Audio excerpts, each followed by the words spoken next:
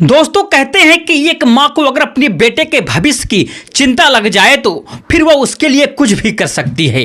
अगर उसे अपनी जान की भी बाजी लगानी पड़े तो वह भी पीछे नहीं हटती है, क्योंकि साथियों एक माँ के लिए उसके बेटे की जिंदगी सबसे ऊपर होती है और वह अपने बेटे के भविष्य के लिए हर वक्त लड़ने के लिए तैयार रहती है।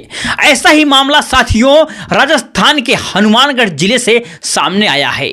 दरअसल एक मां ने अपने बेटे के जीवन को बचाने के लिए ऐसी हदें पार कर दी जिसे सुनकर लोग यही कहेंगे इस औरत ने इंसानियत को शर्मसार कर दिया। वही दोस्तों कुछ लोगों का यह भी मानना है कि इस महिला ने जो भी किया वह एक मां होने के नाते सही था, लेकिन कुछ लोगों का यह भी कहना है कि इसने मां बेटे के रिश्ते को ही कलंकित कर दिया। तो दोस्तों यह घटना राजस्थान प्रदेश के हनुमानगढ़ जिले की है। हनुमानगढ़ जिले में से एक छोटा सा गांव पड़ता है और उसी गांव की साथियों यह पूरी कहानी और घटना है। दोस्तों उसी गांव में एक परिवार रहा करता था। उस परिवार के मुखिया का नाम मोहनलाल था। उनके परिवार में कुल 4 सदस्य थे। मोहनलाल, उनकी पत्नी का नाम किरण देवी था और उनके 2 बच्चे थे। एक बेटे का नाम दीपक था और दूसरे बेटे का नाम बेटी थी जिसका नाम था काजल था। साथियों मोहनलाल दिहाड़ी मजदूरी करके अपने परिवार का पालन पोषण किया करता था और किसी तरह अपने जीवन को ठीक ठाक से चला रहा था।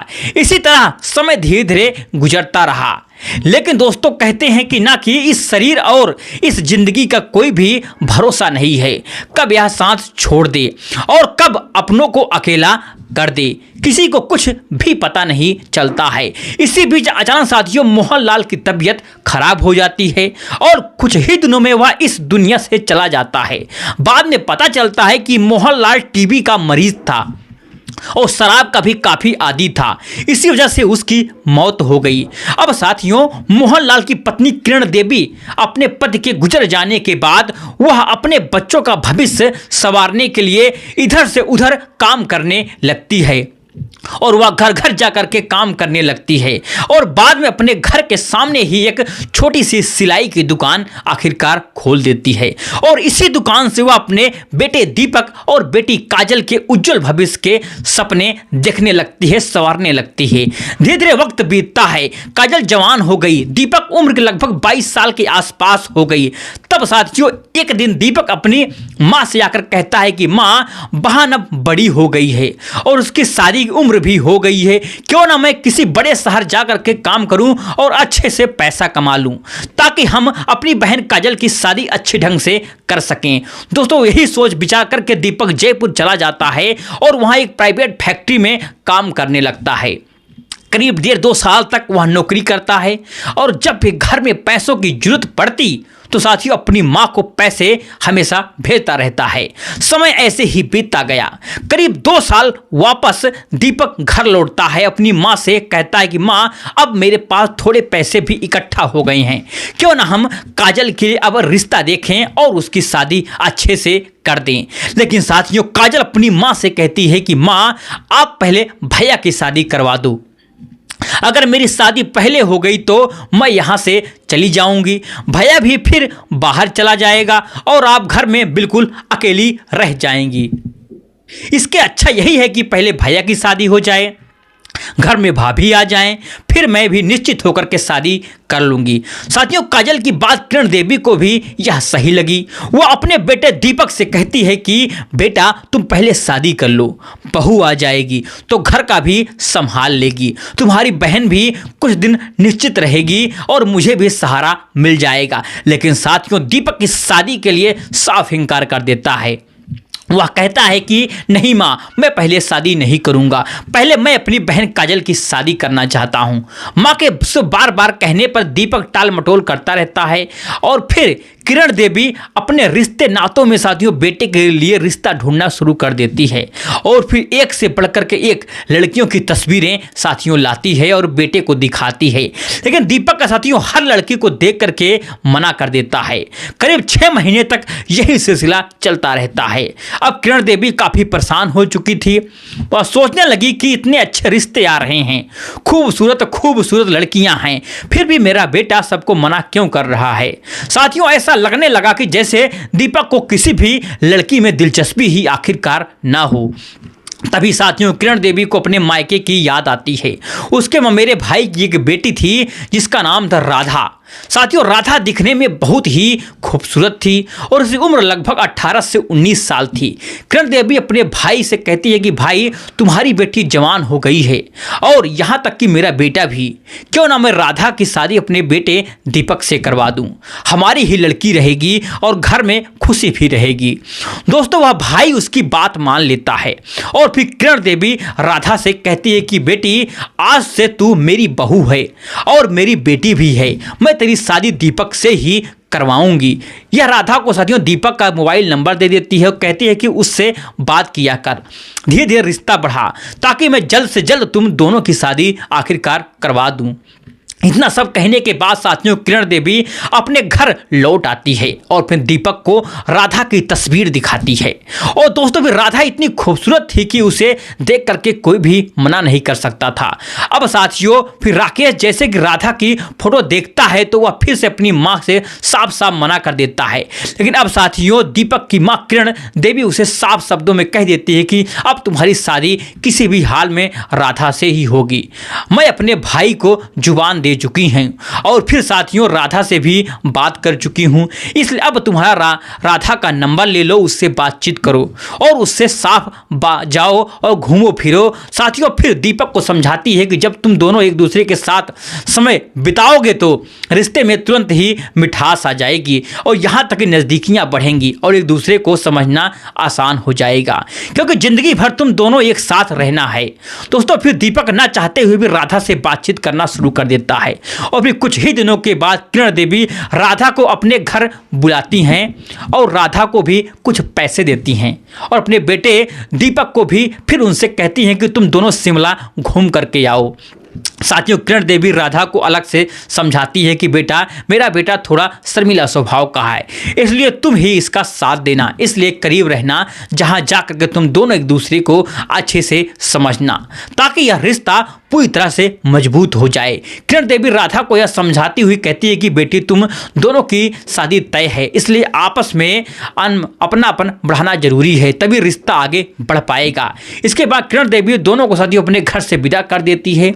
उधर दीपक राधा शिमला पहुंच जाते हैं और फिर वहां एक होटल में कमरा लेते हैं और दिन भर घूमना फिरना शुरू कर देते हैं। साथियों फिर शाम के समय लगभग दोनों कमरे में लौटते हैं और राधा फिर दीपक से कहती है कि थोड़ा आराम करते हैं। दोनों बैठ करके बातें करते हैं, खाना खाते हैं और हल्का फुल्का संगीत भी चला लेते हैं। साथियों माहौल धीरे धीरे हल्का हो जाता है और फिर कुछ समय बाद राधा दीपक के और करीब आने की यहाँ तक की कोशिश करती है, लेकिन साथियों फिर दीपक असहज हो जाता है और उसे रोक देता है। वह साफ साफ कह देता है कि अभी वह इस तरह की नज़दीकी के लिए बिल्कुल भी आखिरकार तैयार नहीं है।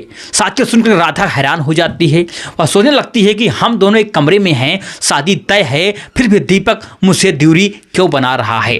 साथियों राधा को लगता है कि शायद यह दीपक का पहला अनुभव है और इसी वजह से वह घबराया हुआ है। राधा साथियों खुद को संभाल लेती है और फिर चुपचाप अपने बिस्तर पर आखिरकार लेट जाती है। फिर दीपक भी दूसरी तरफ साथियों मुड़ करके सो जाता है। अगले दिन दोनों बाहर घूमने आते हैं और शाम को लौट करके फिर वही हाल होता है। राधा फिर से साथियों दीपक के करीब आती है, फिर कोशिश करती है, लेकिन साथियों फिर दीपक दोबारा मना कर देता है और फिर कमरे से बाहर निकल करके अलग जगह आराम से करने चला जाता है।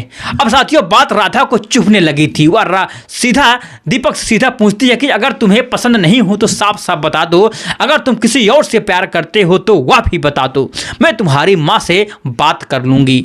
साथियों फिर खुद अलग हो जाएगी। फिर इस पर सोचो दीपक कहता है कि ऐसा कुछ भी नहीं है जैसा तुम सोच रही हो, ना वह किसी से प्यार करता है और ना ही किसी से शादी आखिरकार करना चाहता है, बल्कि साथियों सच यह है कि उसे किसी लड़की में वैसा आकर्षण महसूस होता ही नहीं है। साथियों सुनते ही राधा नाराज हो जाती है, कहती है कि अब मैं यहाँ एक पल भी नहीं रह सकती हूँ। मुझे घर छोड़ दो। 2 से 3 दिन समझो किसी तरह वहाँ से रुकने के बाद दोनों वापस अपने घर आखिरकार लौट आते हैं। घर आने के बाद किरण देवी राधा को बुलाती हैं और उससे पूछती हैं कि आखिरकार बेटा वहाँ क्या हुआ, तुम लोगों ने आखिरकार वहाँ क्या क्या किया। तब साथियों राधा लड़की सारी बात किरण देवी को साफ साफ बता देती है। मैंने कई बार दीपक से करीब आने की यहाँ तक की कोशिश की, लेकिन वह हर बार पीछे हट जाता है। उसने साफ कह दिया कि उसे लड़कियों में कोई भी दिलचस्पी बिल्कुल नहीं है। फिर इतना कहने के बाद राधा अपने गांव से लौट आती है। उधर किरण देवी इस बात से पूरी तरह हैरान रह जाती है कि वह सोचने लगती है कि इतनी समझदार और खूबसूरत लड़की के साथ समय बिताने के बाद भी मेरा बेटा ऐसा क्यों है। अब सभी उसके दिमाग में यही सवाल घूमने लगता है कि मेरे बेटे का भविष्य आखिरकार क्या होगा और मैं क्या करूंगी। इसी बीच साथियों एक दिन किरण देवी की बेटी नेहा अपने मामा के घर आखिरकार चली जाती है और उस समय घर पर कोई नहीं होता है। तभी साथियों किरण देवी के दिमाग में एक अजीब सा ख्याल आता है कि आज मुझे खुद यह समझना होगा कि मेरा बेटा लड़कियों से आखिरकार दूर क्यों भागता है। दरअसल साथियों किरण देवी एक ऐसी औरत है जो जानती थी, जो पैसों के बदले लोगों की मदद किया करती थी। दोस्तों सुबह होते ही जैसे ही दीपक की नींद खुलती है उसके सिर में तेज दर्द होने लगता है। उसे समझ ही नहीं आ रहा था कि रात को आखिरकार क्या हुआ था। शरीर में साथियों अजीब सी थकान थी और फिर दिमाग पूरी तरह से सुन्न पड़ा हुआ था। साथियों उठ करके बिस्तर से नीचे उतरता है और पानी पीने के लिए आखिरकार बाहर आता है। और इधर साथियों फिर एक कोने में बैठी हुई फुट फुट करके रो रही थी। उसकी आंखें सूजी हुई थी, चेहरा पीला पड़ा हुआ था और हाथ कांप रहे थे। साथियों दीपक जैसे अपनी माँ को इस हालात में देखता है तो घबरा जाता है और पूछता है कि माँ क्या हुआ, आप ऐसे क्यों रो रही हो। लेकिन साथियों फिर उसकी माँ कुछ पल के लिए नहीं पाती है, उसे गले से आवाज़ ही नहीं निकलती है। वो अपने आंसुओं को रोकने के लिए कोशिश करती है, लेकिन साथियों आंसू थमने का नाम ही नहीं लेते हैं। दीपक कुछ भी समझ नहीं आ रहा था कि आखिरकार हो क्या रहा था, उसकी माँ को ऐसा क्या हो गया है। उसे बस इतना याद आता है कि कल शाम को उसने माँ के साथ खाना खाया था, थोड़ी शराब पी थी और फिर अपने कमरे में चला गया था। और फिर उसके बाद सारी बातें उसके दिमाग से जैसे बिल्कुल गायब हो चुकी हूँ। दोस्तों फिर माँ अपने अंदर अंदर टूट चुकी थी, सोचने लगी थी कि बेटे के भविष्य को संवारने के चक्कर में उसने कितना बड़ा आखिरकार पाप कर डाला। इसे बेटे को उसने 9 महीने कोख में रखा, उसी के जीवन को उसने हमेशा के लिए अंधेरे में ढकेल दिया। सर कुछ देर के बाद फिर उसकी माँ खुद को संभालती है और फिर दीपक से कहती है कि बेटा तुम आज कहीं मत जाना, मुझे तुमसे कुछ जरूरी आखिरकार बात करना है। सजन दीपक माँ की हालात को देख के डर जाता है और चुपचाप वहीं पर बैठ जाता है और फिर माँ कांपती हुई आवाज में बस इतनी कहती है कि बेटा मैंने तुम्हारे भविष्य के डर में बहुत बड़ी आखिरकार गलती कर दी है। लेकिन दोस्तों वह पूरी बात कहने की हिम्मत नहीं जुटा पाती है और उसे डर था कि अगर सच्चाई सामने आ गई तो उसका बेटा पूरी तरह से यहाँ तक कि टूट जाएगा।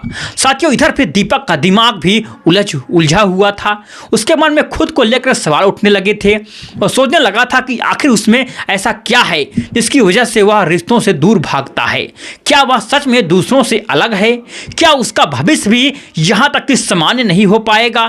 साथियों कुछ दिनों के बाद फिर नेहा भी मामा के घर से वापस लौट आती है और घर का माहौल पूरी तरह साथियों बदला बदला सा लगने लगता है। साथियों फिर माँ चुपचाप रहने लगती है, किसी से नजर नहीं मिलाती है। फिर दीपक भी अंदर से टूटने लगता है और धीरे धीरे खुद को सदैव अकेला करने लगता है। मैंने क्या सोचा था और क्या हो गया। दरअसल साथियों जब लड़का उठा तो उसने देखा कि उसकी माँ फुट फुट करके रो रही है और फिर दीपक घबरा जाता है और माँ के पास जाता है और बार बार साथियों माफ़ी मांगने लगता है। कहता है कि मुझसे गलती हो गई है, मैं पूरी तरह से नशे में था, मुझे माफ़ कर दो। उसे साथियों यह बिल्कुल अंदाजा नहीं था कि यह सब कुछ पहले से ही उसकी माँ के दिमाग में चल रहा था और वह सिर्फ यह जानना चाहती थी कि आखिर उसका बेटा महिलाओं से दूर क्यों भागता है और साथियों फिर क्या उसके साथ सच में कोई समस्या है या नहीं। दोस्तों जब दीपक बार बार माफ़ी मांगता है तो उसकी माँ कहती है कि ठीक है, जो हो गया सो हो गया, अब आगे ऐसा कुछ भी नहीं होगा, लेकिन मेरी एक बात तुम्हें माननी पड़ेगी। तभी साथियों दीपक कहता है कि माँ आप जो कहेंगी मैं वही मानूंगा।